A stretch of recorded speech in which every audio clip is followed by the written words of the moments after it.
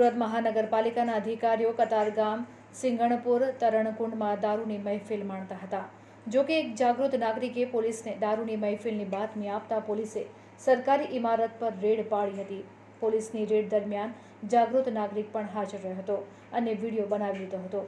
આ વિડીયોમાં સ્પષ્ટપણે જોવા મળે છે કે તરણકુંડમાં અધિકારીઓ દારૂ પીતા હતા। રેડ પડતા જ તમામ અધિકારીઓ ઊભી પૂંછડીએ ભાગ્યા હતા। સિંગણાપુર વિસ્તારમાં આવેલા તરણકુંડમાં રાત્રે સુરત મહાનગરપાલિકાના અધિકારીઓ દારૂની મહેફિલ કરતા હતા। આવા સમયે એક જાગૃત નાગરિકે તેમને રંગે હાથ ઝડપી લીધા હતા। તેણે અચાનક જ ઓફિસની અંદર પહોંચી અધિકારીઓ અને કર્મચારીઓનો દારૂ પીતા હોવાનો વિડીયો ઉતારવાનું શરૂ કર્યું હતું। મોબાઈલથી વિડીયો રેકોર્ડિંગ થતું હોવાનું જોઈને અધિકારીઓ ત્યાંથી ભાગવા લાગ્યા હતા।